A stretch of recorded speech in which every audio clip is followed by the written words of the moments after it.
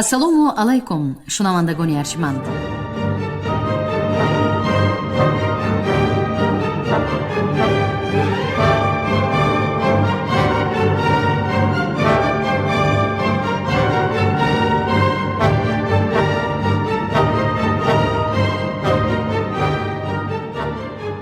ба таваҷҷӯҳи шумо гуфтор аз силсилаи хониши адабӣ.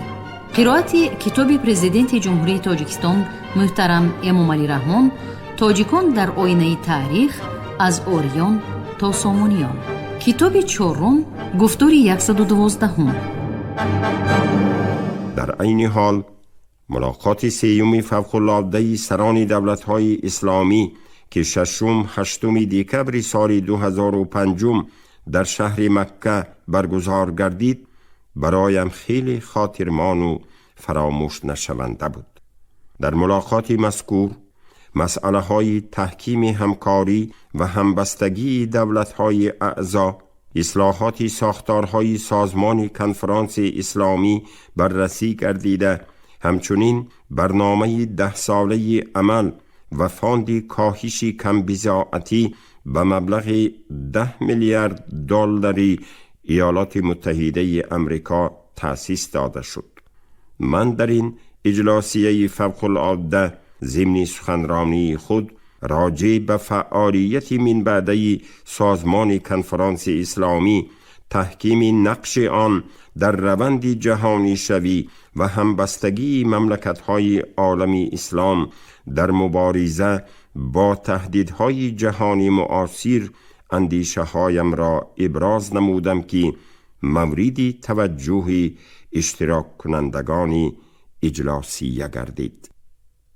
در زمینه گسترش همکاری های جمهوری تاجیکستان با سازمان کنفرانس اسلامی، ما از بانک اسلامی رشد برای تطبیق لایحه های دولتی ساحه تندرستی، معارف، راه‌های نقلیاتی و علاقه، انرژتیکا به مبلغ بیش از 133 میلیون دلاری ایالات متحده امریکا قرض امتیازناک گرفتیم. تا به امروز بیش از 15 لایحه های اینوستیسیونی در زمینه این قرضها قسماً عملی شدند و عملی شده ایستادند. گذشته از این، در جریان این ملاقات ها با چندین پیشوایان سیاسی و مذهبی، رهبران دولت ها و دیگر نمایندگان رسمی سازمان کنفرانس اسلامی و خوره ها دایر نموده رابطه های سیاسی، اقتصادی و فرهنگی و علمی را با بسیار کشورهای مسلمانی به راه گذاشتیم.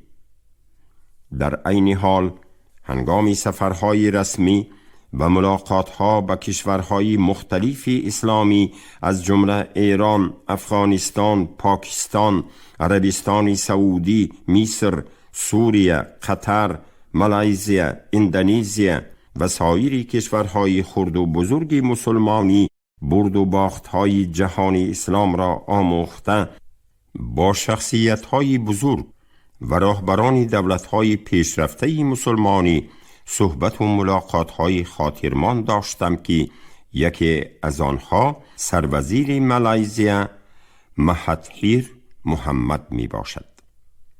این ابرمرد کشوری خفامانده اسلامی مالزی را در طول 17 سال سروزیریش به سطح پیشرفته ترین دولت‌های متمدن جهان رسانید که اهل نظر و کارشناسان آن را با نام معجزه مالزی یاد می کنند.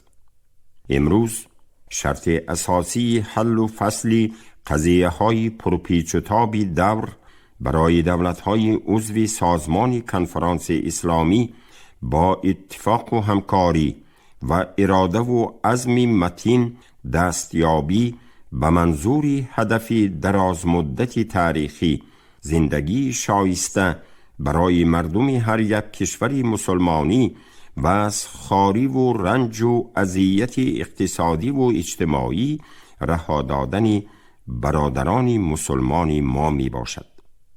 طبیعی است که تطبیق این هدف هنوز مشکل است ولی دولت‌های مسلمانی به عملی گردانیدن آن نیازی واقعی و امکانیت و شرایط مساعد دارند، زیرا کشورهای اسلامی چنان مهاتیر محمد ذکر کرده بود دارای ذخیره‌های عظیم طبیعی، آب، زمینی کشت، مواد سوخت، معدنها، همچنین نیروی افزون عقلانی و کاری، ارزش‌های سنتی و فرهنگی، تجربه مفید و تاریخی همکاری و دستگیری طرفین مسلمانان می باشند. پس کشورهای مسلمانی قادرند به هدفهای بزرگ خود در پیشرفت و ترقیات روز افزون دستیاب شوند. برای این ضرور است که پیشرفت جهان اسلام به خصوص رشد اقتصادی، تکنیکی، تکنولوژی و علمی آن در سیاست ملی هر کشوری مسلمانی اهمیتی اولین درجه داشته باشد. به پنداری این جانب تأمین این هدف والا زمان امکان پذیر می گردد که کشورهای اسلامی در زمینه پیروی عملی از دستور قرآنی هر آینه مؤمنان برادری یکدیگرند، وحدت واقعی و همکاری متقابلا سودمند را براه مانند. در این راستا وسعت فعالیت سرمایه گذاری کشورهای قدرتمند اسلامی، بنیاد انشاءات بزرگ و معاصر اقتصادی باید در دیگر مملکت‌های مسلمانی رو به انکشاف مقامی مرکزی کسب نمایند، زیرا وسعت سرمایه گذاری هدفمند زمینه عملی رشد استوار و سطح بلند زندگی مردمان مسلمان ما را فراهم می آورند.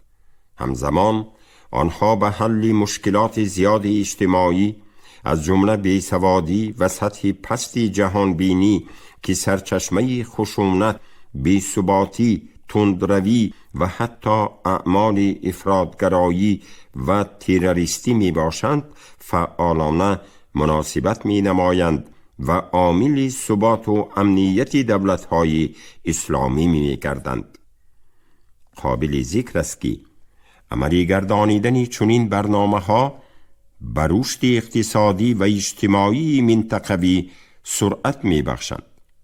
مثلا بنیاد همگی چند نیروگاه برق آبی در تاجیکستان که دارای ذخیره‌های بزرگترین و ارزانترین گیدرا انرژتیکی می باشد، با سرمایه گذاری نسبتاً کم، یعنی در حدود 5-7 میلیارد دلار امکان می دهد که احتیاج کشورهای مسلمانی آسیای میانه، پاکستان، افغانستان و قسماً ایران به نیروی ارزان برق کاملاً قانع گردد.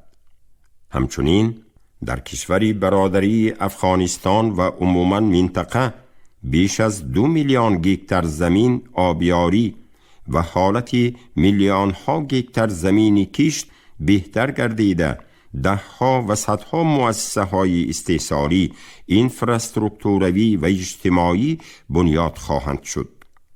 مهمتر از همه، فقط در افغانستان 3 میلیون نفر صاحب جای کار می گردند و این سهم بزرگ عالم اسلام در بازسازی، آبادی و پیشرفت من بعده یک کشوری جنگ زده مسلمانی خواهد بود.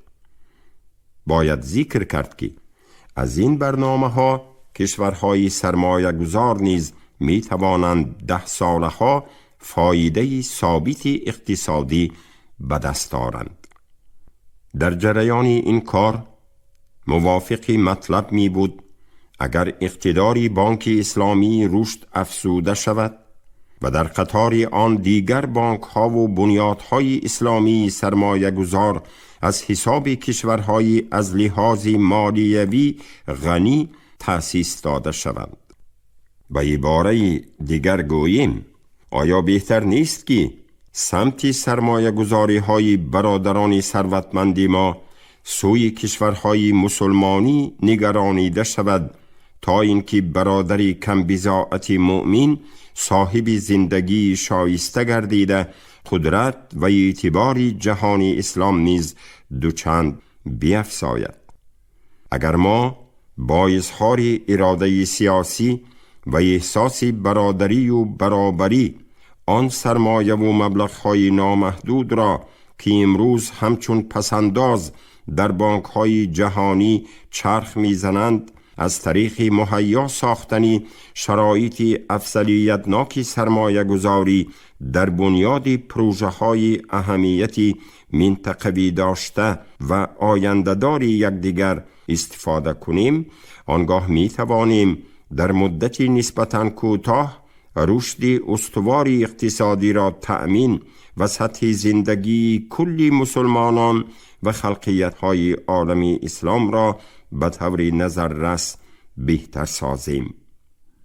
هواپیمای ما از فضای نیلاندوده در بالای بحری بیکناری میان زمین پرواز می کند و اندیشه طولانی من از جلسه های سازمان کنفرانس اسلامی، هنگامه های جهانی اسلام و برد و باخت روند جهانگرایی به سوی الجزایر می رود.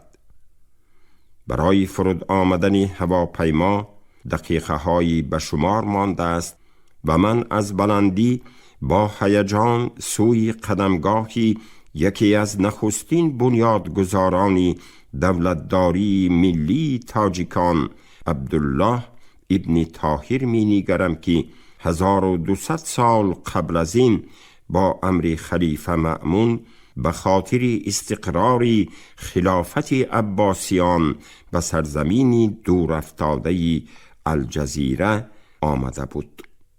هواپیما وسعت بحر را با سرعت پس گذاشته از بالای عمارت‌های بلند سوی فرودگاه الجزایر می رود. ما به سوی قدمگاه تاریخی طاهر ابن حسین و پسرش عبدالله ابن طاهر می شتافتیم که هر دوی این ابرمردان در سرکوب ساختن آشوبها و پایداری و گستریش اسلام در چندین کشورهای دو قطعه بزرگ عالم آسیا و افریقا از جمله در این سرزمینی که همکنون حضور خواهیم داشت فداکاری های بی امثال نموده بودند. من از آن خوشحال بودم که با هدایت سفری رسمی دیدنی این قدمگاه های بنیادگذاران استقلالیت و دولتداری تاجیکان از دودمان طاهریان در کشوری دوردست برایم میسر می گردد.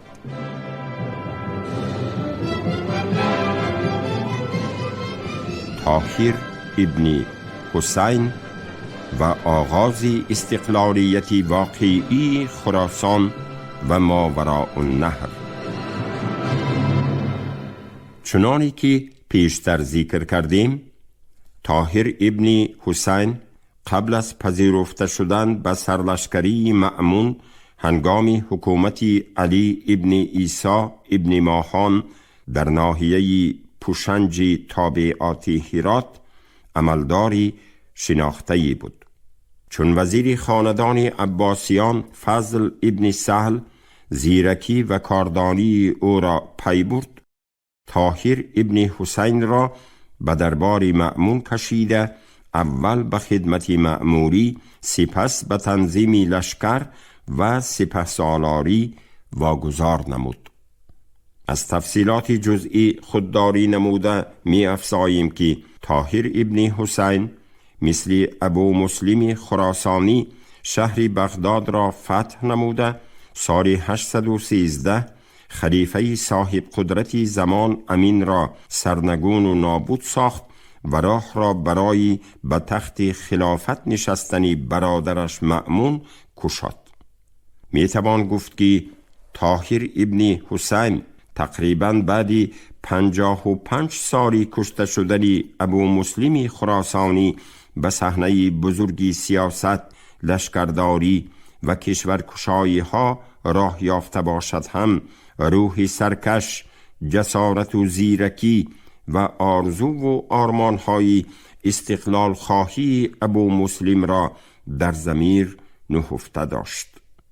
او طبیعتاً جوانمردی دلیر و سپاهی پیشه، صاحب تدبیر و با غیرت و تحصیل دیده و با معرفت بوده. اولین کاری که در بغداد پیش گرفت در نظامی لشکرداری و سیاست خلیفه مأمون جاری کردن رمز سیاه ابو مسلم، نشانی روح سرکش و پیروزی آوری خراسانیان بود. موافق معلومات تاریخی طبری، خلیفه مأمون به بغداد روز شنبه اندر آمد وقتی چاشتگاه 16 از ماه صفر سال 204 و طاهر روزی 3 دیگر با سپاه خیش بیامد و مأمون او را بسیار بینواخت و همه کار خیش بدو سپرد. و چون مأمون به بغداد آمد، جامه و کلاه و علمها همه سبز داشت با همه سپاه و هر روز طاهر از مأمون حاجت خواستی و روا بودی و این روز اندر رفت و این حاجت برداشت که جامه های همه سیاه کند. مأمون اجابت کرد و بفرمود تا قباهای سیاه و کلاههای سیاه و علمهای سیاه بدوختند بسیار. و روز آدینه به سرای خیش اندر بنشست و همه خلق را بار داد. پس بفرمود تا دراعی سیاه بیاورند و به سر او فرود افکنند و طاهر را قبای سیاه اندر پوشانیدند و کلاه سیاه و همه سرهنگان همچنین. آن روز سپاه به مسجد شد و خطبه کرد و به همه شهرها همچنان نامه کرد و مأمون مر طاهر را امیری بغداد داد و احمد ابن ابی خالد را وزیری داد و کارها بر ایشان 2 تن می رفت. محیط این سرزمین از قدمهای نخستین استقبال رسمی در فرودگاه برایم آشنا می تافت. نمیدانم از چی باشد، دلم گواهی می داد که در این دیاری مبارک نشانی از نیاگانی بزرگی تاجیکان، خاندان طاهریان که زمانی از جمله تنظیمگران نظام اسلامی در این کشور بودند به چشمم می رسد.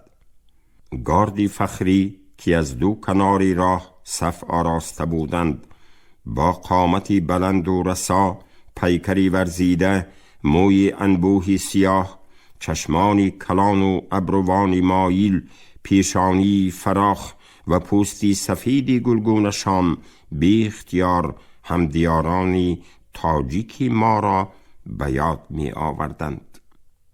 صورتی ظاهری سربازانی موزون قامت و صفی نظامی آراسته و سپاهیان خراسانی تنومند و فدایی طاهر ابن حسین شباهتی داشتند.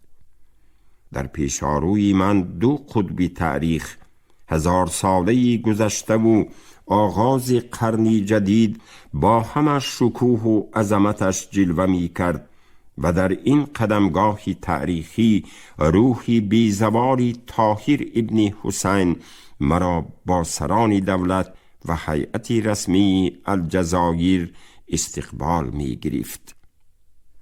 طاهر ابن حسین چون وارثی واقعی ابو مسلم خراسانی لشکری افزونی خلیفه امین را در ری شکست داده، شهرهای بزرگی مدائن، بصره و کوفه را به آسانی ضبط نمود و روح بیزواری پیشوای سیاه جامه ها را زنده کرد و نفوذ و اعتباری فراموش گشته خاندانی برمکیان را برقرار ساخت. با پدید آمدن پیشوا و سرلشکری تیزهوش و قوی اراده، نیروی پراکنده سپاه اهل خراسان و ماوراء النهر زیر پرچم طاهر ابن حسین گرد آمده میدانداری و کشور کشایی های عهد ابو مسلم را احیا نمودند. نهایت آنها سال 813 بعد محاربه تیز و تند بغداد را فتح کرده خلیفه امین را از میان برداشتند و قایم مقام جانبدار خود مأمون را به مسند خلافت آوردند.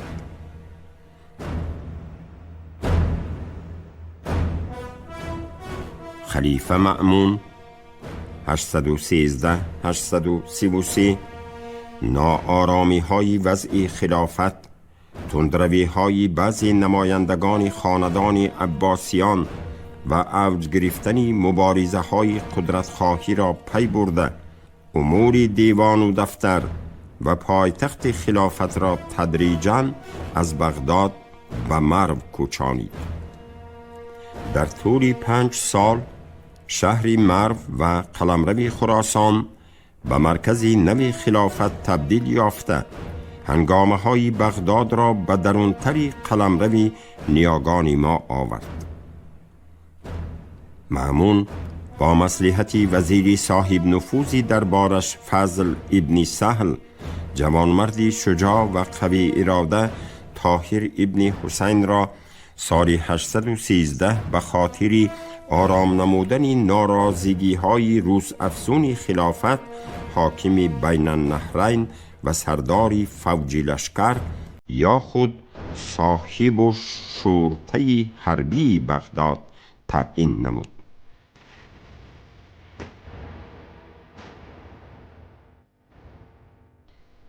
موافق معلوماتی ربزة الصفا، طاهر ابن حسین سرلشکری کاردان و زیرکی از اهل خراسان بوده در عهد خلیفه مأمون قسمتی شرقی خلافت اسلامی را تا اقصای خراسان دریافت. بابای طاهر زریق اصلاً از نسب تاجکان ایرانی اصل بود و به دست قبیله خزاعه اسلام آورده از جمله موالیان آنها به شمار می رفت. پسری زریق طلحه از نقبای بنی عباس بود.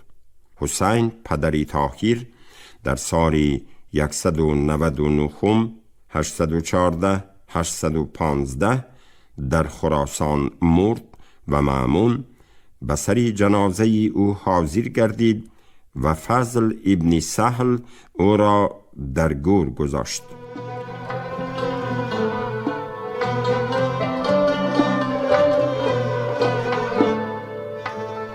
طاهر در این هنگام در رقه به جنگ با نصر ابن شبسی عقیلی اشتغال داشت.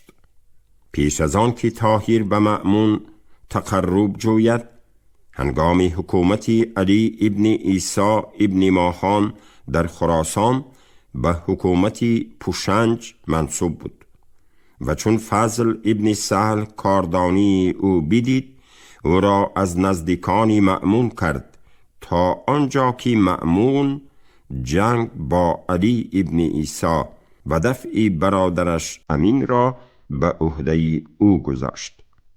می توان گفت که بعد کشته شدن خلیفه وقت امین و به تخت خلافت نشستن مأمون، در میان مسلمانان اختلاف و ناراضگی و آشوب‌ها راه یافته وضع سیاسی قسمت غربی و شرقی جهان اسلام را ناآرام ساخته بود.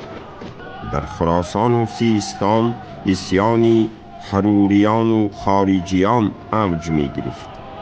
در رقه نصر ابن شبسی عقیلی به مقابل خلیفه نوجلوس برخاسته، دیرتر آشوب علویان یمن و آشوب‌های مصر، سپس اسیان بابک خرمدین در شمال ایران و آذربایجان به آن ضم شدند. طاهر ابن حسین بعد فتح بغداد نفوذ و اعتبار زیاد پیدا کرده در میان اهل سپاه و درباریان جانبداری مأمون مقام و مرتبه‌اش تا رفت می افزود. او در اطرافش بیشتر سرانی لشکر و سپاهیان خراسانی را گرد آورده شهرتی سابقه فوجی بغدادی را احیا می کرد که غالباً از حساب جنگاوران خراسان و ماوراء النهر گرد آمده بودند. کار تا جایی رسید که به نفوذ طاهر ابن حسین نه تنها خلیفه های عباسی بلکه بزرگ وزیری همتباری دربار فضل ابن سهل و برادرش حسن سهل صاحب منصب رشک می بردند.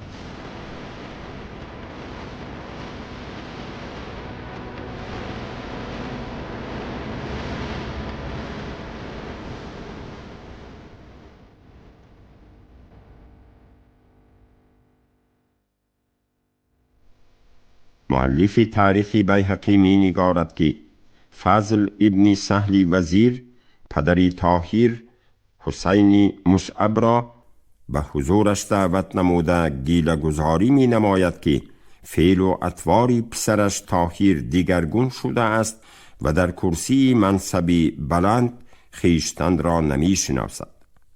حسین در پاسخ دلیل می آورد که پسرش اول فرمانبردار و فرودست بود، ولی خلیفه مأمون او را وادار نمود که برادرش امین را خونسردانه بکشد و به اختیارش آلات و لشکر و قدرت افسون داد.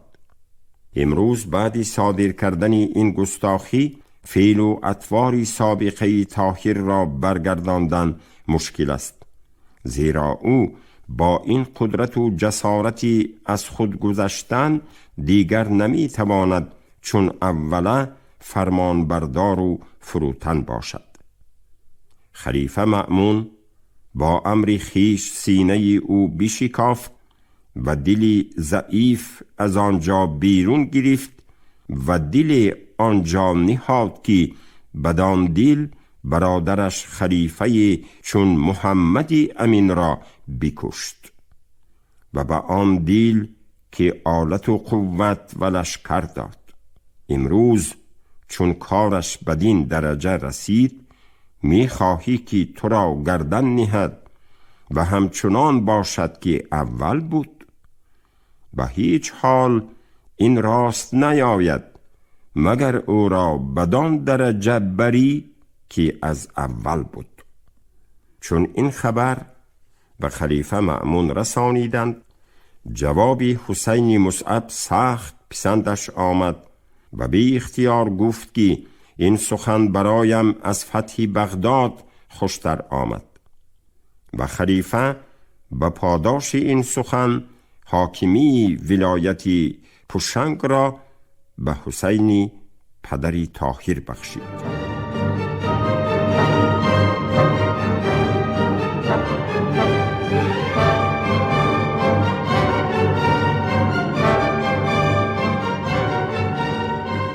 شنوندگان گرامی، شما گفتار 112 را از کتاب پرزیدنت جمهوری تاجیکستان محترم امامعلی رحمان تاجیکان در آینه تاریخ از اوریان تا سامانیان شنیدید. راوی علیزاده عبدالرشید خوجمقل، کارگردان شیرعلی نغزلی. پایانی گفتار از سلسله خوانش ادبی. شاد باشید.